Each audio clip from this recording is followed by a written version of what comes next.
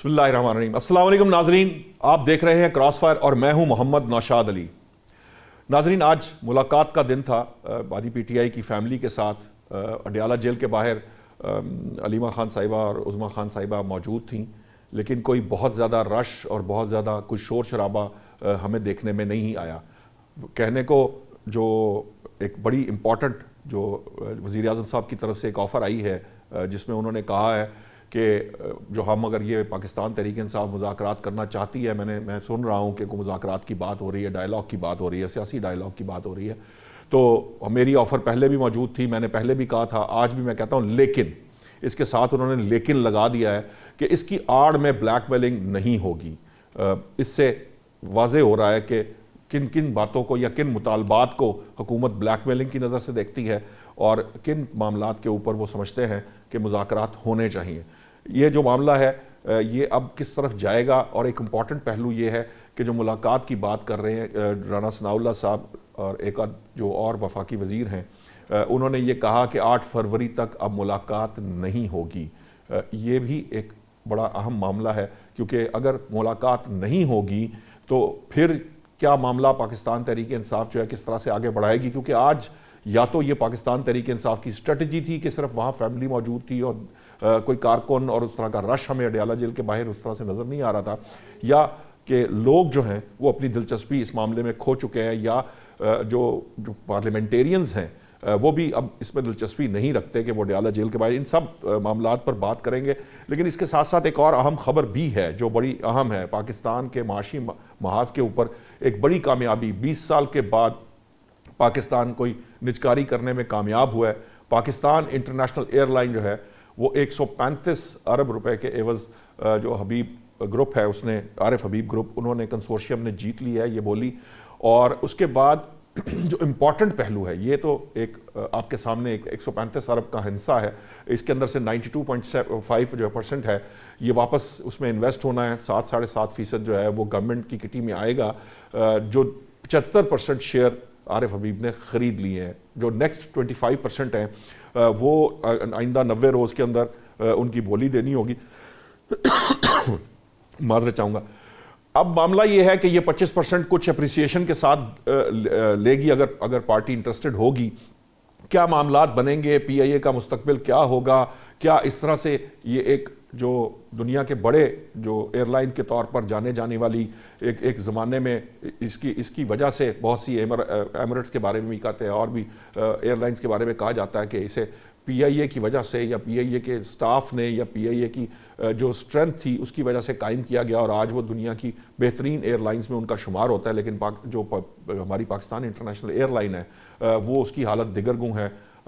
کوئی 34 کے قریب ہمارے پاس طیارے ہیں، جن میں سے 18 اس وقت ورکنگ کنڈیشن میں ہیں۔ جو سرمایہ کار ہوں گے، جو انویسٹر ہیں عارف حبیب، انہیں کم از کم 50 طیارے جو ہیں وہ اس کے اندر ڈالنے پڑیں گے اگر انہوں نے کمپیٹ کرنا ہے، یا انہوں نے اپنے آپ کو بریک ایون کرنا ہے، یا اپنا بزنس ماڈل جو ہے اس کو کامیاب بنانا ہے۔ یہ ایک بڑا اہم پہلو ہوگا، کیونکہ اس کے اندر سب سے بڑا معاملہ کیپیکس کا نہیں تھا، اس کے اندر آپریشنل چارجز جس کو ہم اوپیکس کہتے ہیں وہ ایک بہت بڑا ایریا ہے جس کو کور کرنے کی ضرورت ہے۔ کچھ 650 ارب جو تھے اس کے اوپر جو بوجھ تھا قرض کا، وہ ایک کمپنی کو ٹرانسفر کیا گیا، اس کی بیلنس شیٹ جو ہے وہ پرکشش بنائی گئی، کافی مراعات دی گئی۔ یہ جو 4 انیشیل بولی دہندگان تھے ان کا یہ جو انسسٹ کیا انہوں نے کہ ہم 100% خریدیں گے، پی آئی کو 100% بیچنا چاہیے، کیونکہ پرائم منسٹر نے 60% کی انیشیلی اجازت دی تھی۔ تو لیکن یہ ساری باتیں مانی گئیں، سرمایہ کاروں کی بات مانی گئی۔ ایک خوشائن بات اس میں یہ بھی ہے کہ جو پی آئی اے خریدنے والے ہیں وہ پاکستانی ہیں، لوکل انویسٹرز ہیں۔ آج جب اس بولی کی جو تقریب چل رہی تھی اس کے اندر جو وزیر خزانہ نے اورنگزیب صاحب نے جو بات کہی وہ بڑی اہم تھی کہ اگر لوکل انویسٹرز انویسٹ کریں گے تو ہمیں پھر فورن ڈائریکٹ انویسٹمنٹ آئے گی، باہر کے لوگ بھی انویسٹ کریں گے۔ سو یہ پی آئی اے کیا اس کا مستقبل ہوگا، اس پر بھی بات کریں گے۔ میرے ساتھ اس وقت اسٹوڈیوز میں مجھے جوائن کیا ہے امجد اقبال صاحب، بہت سینئر تجزیہ کار ہیں، ان کی بڑی پولیٹیکل اس کے معاملات پہ بھی نبض ہے، ایڈیٹر بھی ہیں، چونکہ ایک ایڈیٹر آفس جو ہے وہ بڑا پریسٹیجیس آفس ہوتا ہے اور وہ سمجھتا ہے کہ معاملات کیا ہیں۔ دوسرا یہ ہے کہ ہمارے ساتھ سینیٹر غوث نیازی ہوں گے مسلم لیگ نون سے، اور سینیٹر فلک ناز صاحبہ ہمیں جوائن کریں گی تحریک انصاف سے۔ میں چاہوں گا میں امجد صاحب پہلے آپ سے جو ہے نا اس گفتگو کا آغاز کیا جائے۔ امپورٹنٹ یہ ہے کہ دیکھیے پی آئی اے پرائیویٹائز ہو گئی، یہ ایک مین معاملہ ہے. اس سے اور کچھ ہوا یا نہیں ہوا، لیکن کم از کم وہ جو 50-100 ارب روپے کا ہمیں ہر سال ٹیکہ لگتا تھا ٹیکس پیئر کو، ایک تو وہ بچت ہوگی. دوسری بات یہ ہے کہ خیال یہ ہے کہ اگر الٹیمیٹلی ابھی تو یہ طے ہونا ہے کہ یہ ریجنل لیول پہ ڈیولپ ہوگی، انٹرنیشنل لیول پہ ڈیولپ ہوگی، لوکل لیول تک رہ جائے گی، کیا ہے یہ بزنس ماڈل، یہ ہمارے سامنے آئے گا آئندہ آنے والے 90 دن کے اندر. ہو سکتا ہے گورنمنٹ کو کوئی یقین دہانی بڈرز نے کروائی ہو، لیکن ایک میجر پورشن جو اس وقت 135 بلین کا ہے وہ واپس ری انویسٹ ہوگا. گورنمنٹ کی کٹی میں کچھ خاص پیسے نہیں جائیں گے. اس کے اگینسٹ گورنمنٹ جو ہے وہ 650 بلین جو اپنے طرف انہوں نے لے لیے ہیں، اس کے جو قرض واجب الادا ہے اس کی قسطیں دینے میں اور معاملات کو وہ ڈیل کرے گی. آپ کیسے دیکھتے ہیں ایک اس نجکاری کے عمل کو؟ پہلی بات یہ اس کی شفافیت، اس کے معاملات کو، یہ ایک کوشچن ہے میرا. اور دوسرا یہ ہے کہ اس کے بعد آپ کو مستقبل کیا نظر آ رہا ہے قومی ایئر لائن کا؟ بہت شکریہ نوشاد صاحب آپ کا. اچھا، پہلی بات تو یہ ہے کہ چونکہ حکومت بڑی دیر سے کوشش کر رہی تھی کہ نجکاری کو بڑے اداروں کی نجکاری ہو. پی آئی اے ایک بڑا ادارہ ہے اور اس میں کوئی دوسری رائے نہیں ہے کہ یہ ایک ان اداروں میں ہے جن کی وجہ سے آپ کہہ سکتے ہیں کہ پورے پاکستان کو آپ پہچان بھی تھی، ان کا نام ہے. اور پی آئی اے کا جس طرح سے آپ نے اپنے انٹرو میں سارا کہا کہ لوگوں نے اس کے ماڈل کو دیکھ کر اپنی ایئر لائنز بنائی اور آج وہ کامیابی کے ساتھ چل رہی ہیں. اور اس کی جو وجوہات ہیں اس کے زوال کی، وہ اپنی ایک داستان ہے ان کی. لیکن ایک تو بہت بڑی وجہ جو حد سے زیادہ جو آپ کا سٹافنگ ہے، سب سے بڑی، جی بالکل ایسا. ہاں جی، وہ لوگ حیران ہو جاتے ہیں سوچ کے کہ جی جہاں پہ کوئی 4 لوگ ہونے چاہیے وہاں 40 لوگ بھرتی کیے ہوئے ہیں. تو پھر جی، اور آپریشنل کاسٹ اس کی بہت زیادہ تھی اور پھر اس طرح سے سروسز نہیں تھی. لیکن معاملہ یہ ہے کہ اب 135 ارب روپے میں، یہ 135 ارب روپے اگر ہم پی آئی اے کو سامنے رکھ کے بات کریں تو پھر کوئی اس کی یہ قیمت نہیں ہے. یہ اس کا تو ہو سکتا ہے کہ چند ایک آفسز آپ دفاتر ان کے اگر یہ دیکھیں ان کی ویلیو اتنی بن جائے گی، لیکن اس کے ساتھ ساتھ ہمیں دیکھنا یہ ہوتا ہے کہ جی کہ اس ادارے کے جو آپریشنل کاسٹ ہے وہ کیا ہے. اور اس وقت کیوں حکومت یہ تمام تر ہونے کے باوجود، اثاثے ہونے کے باوجود، جیسے آپ نے کہا کہ 100 ارب روپے کا تقریباً ہر سال یہ برڈن پڑتا تھا حکومت کو اور کچھ نہ کچھ اس کو بیل آؤٹ دینا پڑتا تھا. اور یہ ابھی 650 ارب روپے اس وقت لون بن چکا تھا اس کے اوپر. لیکن اس کا جو پرائیویٹ سیکٹر آتا ہے کسی بھی جگہ، اس کا بیسک جو اس کا آپ یہ کہہ سکتے ہیں تھیم ہے یا اس کا جو ٹارگٹ ہوتا ہے وہ منافع کمانا ہوتا ہے. منافع کمانے کے لیے بہت ضروری ہے کہ وہ اس کو قابل قبول بنائے لوگوں کے لیے، اپنے ملک کے لوگوں کے لیے. میں آپ کی طرف واپس آ رہا ہوں. سینیٹر صاحب نے ہمیں جوائن کیا ہے، میں چاہوں گا کہ میں ان سے بھی بات کروں. سینیٹر غوث نیازی ہمارے ساتھ موجود ہیں. سینیٹر صاحب، میں آپ کو انوالو کرنا چاہوں گا. مجھے بتائیے کہ یہ 90 سے زیادہ جو ہے اس کے پاس روٹس ہیں. 97 ممالک میں ہماری پی آئی اے جو ہے وہ جایا کرتی تھی. ایک زمانے میں بڑی ایئر لائنز میں، دنیا کی بڑی ایئر لائنز میں اس کا شمار ہوتا تھا. آپ کو لگتا ہے جو نجکاری کی گئی ہے، ایک تو پہلی بات یہ جس پیسے کے عوض کی گئی ہے، جس طرح امجد صاحب کہہ رہے تھے کہ اصل میں اس کا مسئلہ اس کے آپریشنل چارجز ہیں، وہ اپنی جگہ ہے، لیکن کیا یہ نجکاری کی یہ اماؤنٹ آپ کو لگتا ہے اس کے ایسٹس کے اگینسٹ رائٹ فلی ٹرانسپیرنٹ یہ معاملہ ہوا ہے نجکاری کا؟ جی بسم اللہ الرحمن الرحیم. بہت شکریہ شاہد علی صاحب. اچھا، یہ پی آئی کی نجکاری جو ہے وہ کافی عرصے سے، مطلب 3-4 سال پر، کس سے بھی زیادہ 8-10 سال سے، کیونکہ قومی خزانے پہ بوجھ بن چکی تھی، اس کی کوشش کی جا رہی تھی. اور کبھی کبھی مطلب بڑے مسائل، اور کبھی اگر نیو یارک میں جو کیا نام ہے روز ویلٹ ٹاور جو پی آئی اے کا ہے، اس کے جب بیچنے کی کوشش کی جاتی تو ایک دوسرے کو بلیک میل کی جاتا. ہماری سیاسی پارٹیاں ایک دوسرے کو بلیک میل کرتی تھی. الحمدللہ آج اور ابھی 5-6 مہینے پہلے آپ کو یاد ہوگا کہ جب نجکاری کی بات کی گئی تو غالباً بلیو برڈ والوں نے انہوں نے اس کی صرف 10 ارب روپے پوری لگائی تھی اور ایک ہی وہ بڈ والا آیا تھا. تو بڑی ایک مطلب بڑی مایوسی تھی. الحمدللہ آج جو ہے ہم نے دیکھا ہے کہ بڑے اچھے طریقے سے اور ٹرانسپیرنٹ طریقے سے بولی ہوئی اور 130 ارب پہ فائنل ہو گئی. 135 ارب پہ. جی، تو یہ بڑی اچھی بات ہے. اس پہ میں مطلب مسئلہ یہ تھا کہ آپریشن چارجز زیادہ تھے یا دن بدن قومی خزانہ پہ بوجھ بڑھتا جا رہا تھا، اس سے نجات ملے گی. اب تو ظاہر ہے جس گروپ نے خریدی ہے وہ اس کو ظاہر سے اصلاحات لائے گا. اور میرے خیال میں اس بات کو بھی یقینی بنایا جا رہا ہے کہ جتنے ملازم ہیں ان کو کوئی نکالا نہ جائے یا کوئی کہیں اور کھپا دی جائے. کم از کم آپریشن جو چارج ہے وہ کم کیے جائیں. ظاہر بزنس مین ہے جو 135 ارب لگا رہا ہے. اور بہت اچھی جو پازیٹیو چیز یہ ہے کہ جس طرح ہمارے ملک میں ایک سیاسی انتشار چل رہا ہے، اس کے باوجود ہمارے اپنے اگر آگے آئے ہیں تو اس ایئر لائن کو خریدا ہے، تو اس سے بڑی ایک ہوپ پیدا ہوئی ہے کہ باقی جو جیسے جو ادارہ جن کی رجکاری کی جانی ہے اس میں بھی یہ پارٹیاں آگے آئیں گی، اور جب ہمارے لوگ اپنے انویسٹ کریں گے تو پھر باہر سے انویسٹر بھی آئیں گے، غوث صاحب مسئلہ کیونکہ یہ بہت بڑی اماؤنٹ ہے. ٹھیک، میں آپ کی بات، آپ کا پوائنٹ آ گیا. مجھے میرا پوائنٹ یہ ہے کہ دیکھیے یہ ملازمین ہی تو اس کے لیے سب سے بڑا برڈن تھے. اگر ملازمین کو کنٹینیو کرتے ہیں تو آپ کو لگتا ہے کہ یہ جو لوگ اس وقت اس کو خرید رہے ہیں RF حبیب کنسورشیم جو ہے، کیا یہ اس کو چلا پائے گا یہ اس لائبلٹی کے ساتھ؟ میرے خیال کوئی نہ کوئی صلاحات تو کرنی پڑے گی، کچھ نکالنے پڑیں گے. ہو سکتا ہے کہ اس کو گوگل شیک ہینڈ کر دیں. ظاہر ہے اس نے کوئی نہ کوئی حکومت سے انڈرسٹینڈنگ ہوئی ہوگی. اس بات کا مجھے کوئی ڈیٹیل پتہ نہیں ہے ضرور، کیونکہ اس سے پہلے جب نجکاری میں سب سے بڑی وجہ یہی جو ملازمین کے اوور برڈن جو ملازمین ہیں وہ جو 1 سال کی اس میں لمٹ رکھی گئی ہے کہ 1 سال تک نہیں نکالا جائے. 2016-17 میں ہم نے بڑی اس وقت بھی کوشش کی تھی کہ اس کے کم از کم 25% فروخت دیے جائیں، تو پھر یہی ملازمین آ گئے تھے. تو یہ پارے جو پوزیشن میں پیپلز پارٹی تھی انہوں نے بڑا اعتراض کیا تھا کہ ملازمین کو نہ نکالا جائے. اب اگر ان کی طرف سے آواز نہیں اٹھی ہے تو ضرور کوئی نہ کوئی انڈرسٹینڈنگ ہوگی. اور اس وقت جو معاشی ہمارے حالات ہیں، پیپلز پارٹی بھی گورنمنٹ میں ہے، یقیناً وہ بھی ایک سمجھداری سے کام لے گی اور اس کے معاملے کو حل کیا جائے گا اچھے طریقے سے. اور میرے خیال میں انشاءاللہ یہ معاملہ کو اتنا پتہ کم کیا جائے گا. کم از کم جو نئی پرچیوں کا پروسیس رک گیا، تب بھی اس میں ایسا سا بہتری آ جائے گی. اس میں تو جو بھی حکومت آتی ہے ظاہر سیاسی لوگ ہوتے ہیں، کوئی نہ کوئی الٹا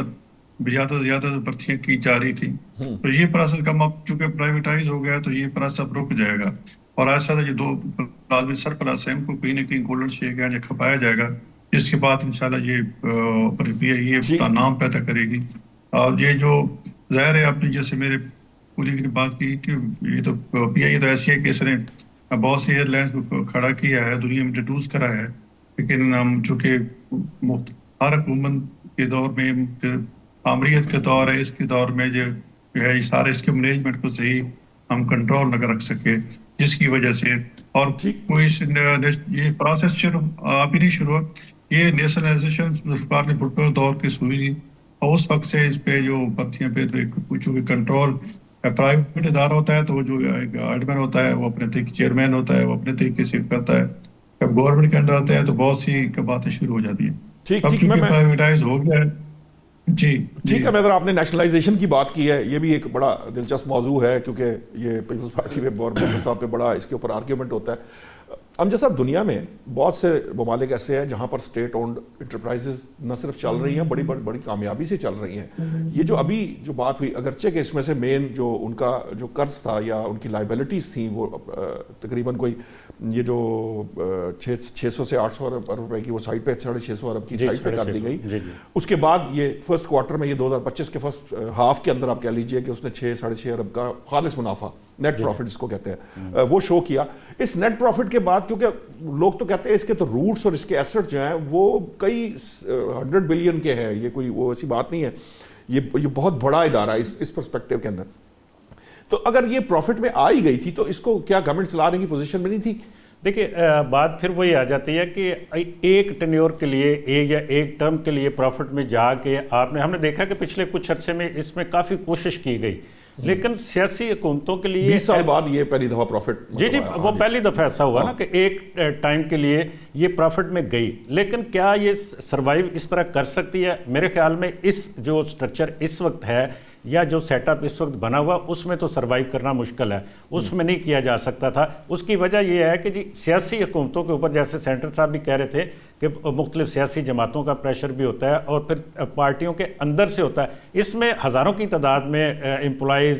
سفارشوں پہ رکھے گئے یا کسی کے کہنے پہ یا جس طرح سے بھی رکھے گئے، میں اس ڈیٹیل میں نہیں جاتا. لیکن معاملہ یہ ہے کہ اس پریشر سے نکلنے کے لیے آپ کو کسی کے حوالے کرنا پڑا. جن کی آپ مثال دے رہے ہیں وہاں پہ ایسا نہیں ہوتا. ان ملکوں میں میرٹ کے اوپر کام ہوتا ہے، ان ملکوں میں جتنی جہاں پہ ضرورت ہے اتنے رکھے جاتے ہیں. لیکن یہاں پہ عام آدمی، ہر بندہ یہ حکومت سے یہ توقع رکھتا ہے کہ ہمیں سرکاری نوکری دیں. تو پھر ایسے ادارے ہی ہیں، ریلوے ہو گیا، پی آئی اے ہو گیا اور وابڈا ہو گیا، یا اس طرح کے دیگر ادارے ہیں جہاں پہ لوگوں کو کھپایا جاتا ہے، بھرتی کیا جاتا ہے، اور یہی وجہ ہے کہ ہم نقصان میں ہیں۔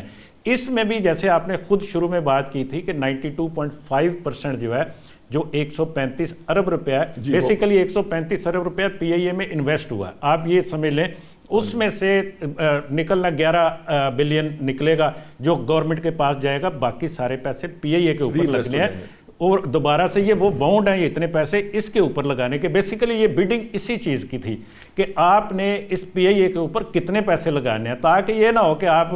کچھ عرصے بعد کہیں کہ جی ہم سے نہیں چلتی، اور پھر یہ اگلے وہ گورنمنٹ کے لیے تو یہی بڑا ٹاسک تھا کہ جی ہم جو 50-100 ارب روپیہ کٹی سے جا رہا ہے یا وہ ختم ہو جائے نا، ٹیکس پیئر کا جا رہا ہے یا یہ بلیڈ کر رہا ہے، یہ کم از کم بلیڈنگ رک جائے۔ جی بالکل، اور اس میں ہوگا یہ کہ ان پیسوں سے سب سے پہلی بات، جیسے آپ نے امپلائیز کی بات کی، تو اس میں 1 سال کا ان کو ٹائم دیا گیا ہے کہ کم از کم 1 سال تک آپ کسی ملازم کو نہ نکالیں گے، نہ اس کو کوئی ٹرمینیٹ کریں گے، کوئی اس طرح کا نہیں ہوگا۔ ایک سال بیس کر کے تو پھر دیکھ لیں گے بعد میں، جی اس دوران آپ ان کی پرفارمنس چیک کریں، جو کام کرتا ہے اس کو کنٹینیو کریں، جو نہیں کرتا اس کے ساتھ جو ایک فارمولا بن جائے گا وہ کریں، اور رائٹ سائزنگ تو ہونی بھی چاہیے اور ہوتی بھی ہے، اور جتنے امپلائیز کی ضرورت ہے اتنے تو رکھنے ہیں نا جی۔ پھر دوسری اس میں جو اختیاروں کی جو حالت ہے، آپ یہ دیکھیے کہ پی ائی اے کے اختیاروں کے اندر ان کی سیٹیں کیسی ہیں، ان کی صفائی کا معیار، ان کے کھانے کا معیار، ان کے ہوسٹس کا معیار، جو آپ دنیا کے اندر جب آپ کمپٹیشن میں جاتے ہیں تو پھر آپ کو اس سٹینڈرڈ کا جانا پڑے گا۔ اور 124 تقریباً 125 ارب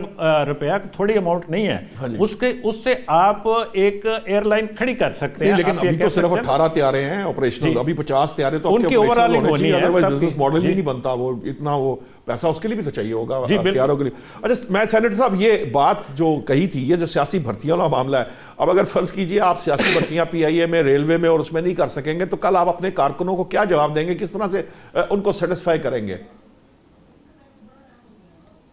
دیکھیے یہ تو ایک قومی مفاد کی بات ہے، ہم ورکرز کو کہیں اور بھی ایڈجسٹ کر سکتے ہیں۔ ورکرز کو یہی توقع ہوتی ہے کہ ہماری گورنمنٹ آئے گی تو ہمیں جاب ملے گی، ہمارے گی کوئی، پھر ان اداروں کا بٹا بیٹھنا شروع ہو جائے گا۔ جی نہیں، تو اس میں نہیں، ایسی بات پی آئی کو چھوڑ دیں، پی آئی اے اسٹیل مل تو ایسے ہاتھی جو سوید ہاتھی بن چکے ہیں، ان کو میرے خیال میں سارے بچوٹی کا مظاہرہ کرنا چاہیے۔ کم از کم ہماری مسلم لیگ کی جو حکومت ہے ہمیشہ رہی ہے، کبھی انہوں نے ایکسٹرا بھرتیاں نہیں کی، ہمیشہ انہوں نے بزنس پہ توجہ دی ہے۔ البتہ پیپلز پارٹی ہمارے معذرت کے ساتھ کولیشن گورنمنٹ ہے، وہ ہمیشہ لوگوں کو جاب دے کے خوش کرتے ہیں۔ اور ایک بعض دفعہ تو میں نے یہ بھی سنا ہے کہ پی آئی کے آفس میں جو آفیسر بھرتی ہوتے ہیں ان کے لیے آفس کے لیے جگہ پہ نہیں ہوتی، اس طرح بھرتیاں کی گئی۔ بہرحال میں چونکہ ہمارا الائی ہیں، اس سے زیادہ میں بات نہیں کروں گا۔ اب مجھے جو ہے کہ کہیں پیپلز پارٹی والے یہ نہ کہیں، اس پہ شاید ہمیں پیپلز پارٹی پہ اعتماد میں لینا ہوگا، اور الگ ہے یہ پروسیس مکمل ہو، ابھی یہ پرائیویٹائزیشن کمیشن کے نے فائنل کرنا ہے، پھر کیبنٹ میں جائے گا، کیبنٹ میں کیا کوئی ایسی باتیں نہ ہو جائے، کیونکہ پیپلز پارٹی شاید کیبنٹ میں نہیں ہے، لیکن ان کی یہ رپورٹ ضرور ہوگی، تو اللہ کرے یہ پایا تکمیل۔ آپ کو یہ ڈاؤٹ ہے کہ پیپلز پارٹی اس معاملے میں ابھی کوئی مزید مسائل کھڑے کر سکتی ہے؟ میرے خیال پر، میرا ذاتی خیال ہے، پارٹی کو میں تو بات نہیں کرتا کیونکہ میں ایک پارٹی ورکر ہوں، میں چونکہ میں سینٹ میں رہا ہوں، اور جو پیپلز پارٹی کے دوست میری بات ہوتی تھی تو وہ ضرور ان کو ریزرویشن شو کریں گے، میرا ذاتی خیال ہے اس میں۔ تو میرے خیال میں یہ لے کے ابھی تک ان کی طرف سے آواز نہیں آئی ہے، اور ان کو اعتماد میں لے کر یہ پروسیس شروع کیا گیا ہے، تو ہو سکتا ہے انڈرسٹینڈنگ ہوگی، کیونکہ بعض دفعہ زرداری صاحب کے بھی پازیٹیو اکانومی کے بارے میں پچھلے جو میں نے انٹرویو سنا تھا، حامد میر کو انہوں نے دیا تھا، تو وہ بڑا کنسرن تھے پاکستان کی اکانومی میں کے متعلق۔ تو میرے خیال میں اب بھی پاکستانی جو ہے وہ بھی پاکستانی ہیں، تو اس پوزیشن میں وہ میرے خیال میں گورنمنٹ پہ کوئی زیادہ پریشر نہیں ڈالیں گے، اور اس کو بہت سے حل نکل سکتے ہیں، دوسرے ملک میں کھپایا جا سکتا ہے، گولڈن شیک ہینڈ ہو سکتا ہے، بہت سی چیزیں ہو سکتی ہیں، تو اللہ کرے یہ پایا تکمیل تک پہنچ جائے۔ لیکن اب یہ پی آئی اے اسٹیل مل ہے، اسٹیل مل میں اب 37 کروڑ روپیہ تقریباً ہر مہینے کی تنخواہ چلی جاتی ہے، اگرچہ وہ مل بند ہے، اگر کیونکہ جب چل رہی ہوتی تھی تو اس کے آپریشن اتنے زیادہ تھے کہ پرافٹ سے بھی وہ زیادہ ہو جاتے تھے، تو مجبوراً بند کرنا پڑا، لیکن اس کے باوجود اسٹاک کی طرف 35-37 کروڑ چلے جاتے ہیں حکومت کے خزانے سے۔ آپ اندازہ لگائیں کہ سال میں 3-4 ارب ہم یہ کر لیتے ہیں، تو اس طرح پی آئی اے کے بھی مسائل، تو اب پرائیویٹ ہو جائیں گے۔ اس کے علاوہ کون کون سے ادارے آپ جو ہے وہ اب پروسیس میں ہیں اور کتنے ادارے جو ہے وہ آپ جلد از جلد جو ہے وہ پرائیویٹائز کرنا چاہتے ہیں؟ دوسرا دیکھو نا اس پہ پی آئی ہو گیا، اس کے بعد اسٹیل مل ہے، ریلوے ہے، ریلوے بھی کافی اگرچہ دیکھو منافع کا مطلب یہ ہوتا ہے کہ جو دیکھو اب اس پہ قرضہ ہے، پاکستان ریلوے میں بہت سارا قرضہ ہے حکومت پاکستان سے لی ہوتا ہے پوری واپس کر سکے، تو ریل کو بھی اور اس طرح جو ہمارے جو ہیں ڈسکوز وغیرہ جو ہیں وہ بھی پرائیویٹ، اس کا پروسیس بھی شروع ہوا تھا، پہلے فیسکو کا شروع ہوا تھا، پھر وہ اس کے اوپر پروفٹ ہے۔ ہمیشہ پرائیویٹائز وہی ہوتا ہے، وہی ادارہ ہوتا ہے جو پروفٹ میں چل رہا ہو، دوسرے کو تو لوگ نزدیک نہیں جاتے کہ یہ تو خسارے میں جا رہا ہے۔ فیسکو کی بات شروع ہوئی تھی لیکن وہ بیچ میں اٹک گئی۔ یہ پہلی دفعہ ہے کہ ایک ٹرانسپیرنٹ طریقے سے ہوا ہے اور میڈیا میں پورا لائیو دکھایا گیا ہے کہ کسی پاکستانی کو کوئی شک نہ ہو، تو میرے خیال میں یہ اگر پائے تک پہنچ گیا تو باقی لوگ بھی متوجہ ہوں گے، اور جو ادارے ہمارے اچھے حالت میں ہیں وہ انشاءاللہ اس پہ، کیونکہ گورنمنٹ کے اپنے بہت سے ہیڈک ہوتے ہیں، بہت سے پرابلم ہوتے ہیں اکانومی کے، اور کے علاوہ پاکستان کے اتنی کوئی قانونی امپروومنٹ ہوتی ہے وہ اداروں میں چلی جاتی ہے۔ ٹھیک ہے، میں سینیٹر صاحب، میں فلک ناز کا میرا خیال ہے شاید رابطہ ٹیکنیکل پرابلم ہے ہمارے ساتھ اس وقت، وہ ان کا رابطہ ٹوٹ گیا ہے۔ میں چاہوں گا سینیٹر صاحب یہیں سے بات جو ہے، جو امپورٹنٹ بات ہے،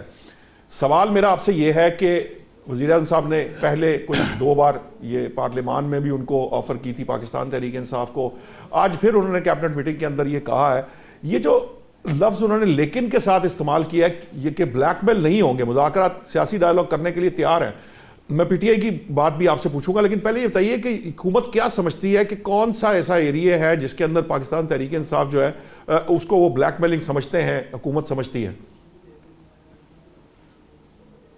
نہیں، وہ مطلب میں وہ مطالبہ جو ان کا ہے کہ وہ الیکشن کو نہیں مانتے، الیکشن 2024 میں جو فروری 2024 میں ہوا ہے اس کو نہیں مانتے۔ وہ کہتے ہیں کہ یہ اس میں ٹرانسپیرنسی کے ذریعے الیکشن دوبارہ کرایا جائے، اور میرے خیال میں ہمارا ملک جو ہے بار بار الیکشن سے اس طرح مطمئن نہیں ہو سکتا۔ جو 2018 میں حکومت بنی تھی ہم اس کو ہم نے صبر کیا، برداشت کیا، اس کو جیسا سسٹم تھا ہم نے اس کو قبول کیا تھا، اور پی ڈی آئی کی حکومت بنی تھی۔ اب 2024 میں ان کا یہ ہے کہ جی ہمارا مینڈیٹ چھینا گیا ہے، اور آپ جو ہے نا یہ جو حکومت ہے یہ غیر قانونی ہے، وہ شاید نئے الیکشن کا مطالبہ بھی کر رہے ہیں، تو اور پھر خان کے متعلق کہتے ہیں کیسز سارے ختم کرو۔ 9 مئی کے جو ایک ہے وہ کہتے ہیں اس کے وہ کیس سارے ختم کرو۔ دیکھو اب تو وہ کورٹس میں پروو ہو گئے ہیں اور سزائیں بھی ہو گئی ہیں، تو اب ان کو کیسے جو ہے نا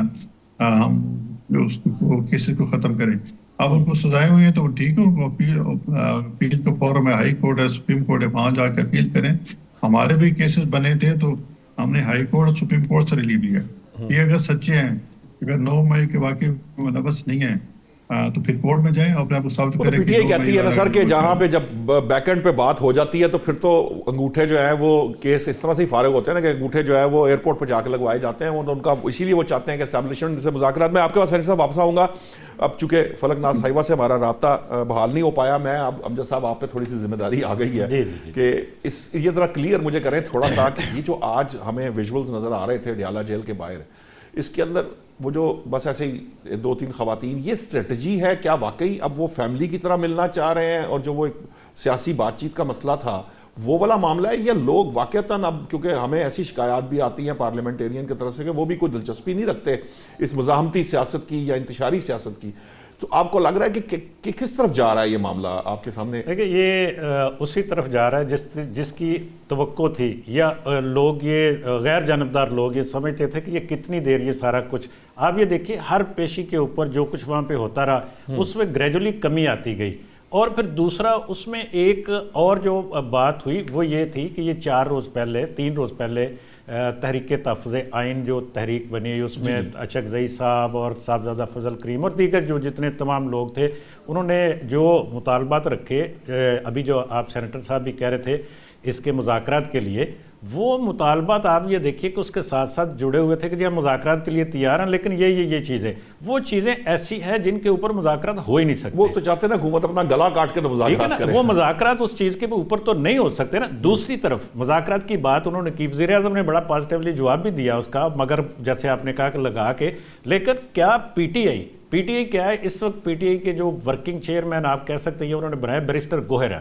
الیکشن کمیشن نے تو ان کو بھی ماننے سے انکار جی کیا، انہوں نے انکار کیا، لیکن پی ٹی آئی کی طرف سے وہ بیرسٹر گوہر ہے نا جو اس وقت لیڈ کر رہے ہیں، نہ تو وہ مذاکرات کے اوپر راضی ہیں۔ آج انہوں نے کہا کہ جی کہ ان کے پاس، اشرف صاحب کے پاس تو اختیار ہو سکتا ہے کہ مذاکرات کا، میرے پاس نہیں ہے۔ دوسری طرف علیمہ خان نے بڑا سخت بلکہ انہوں نے ریئیکشن دیا اس مذاکرات کی پیشکش کے اوپر۔ انہوں نے کہا جی کہ وہ تو ہم سے ہے ہی نہیں، وہ ہمارے ساتھ ان کا کوئی تعلق ہی نہیں ہے جو مذاکرات کی پیشکش کر رہے ہیں۔ تو پھر کہاں پہ مذاکرات ہے، کہاں پہ یہ ساری چیزیں؟ جب یہ اس طرح کی صورتحال پیدا ہوتی ہے، جب اس طرح کی ہمیں نظر آتا ہے، تو پی ٹی آئی کے اندر کے لوگ بھی تو دیکھتے ہیں نا، ان کے ورکر بھی دیکھتے ہیں،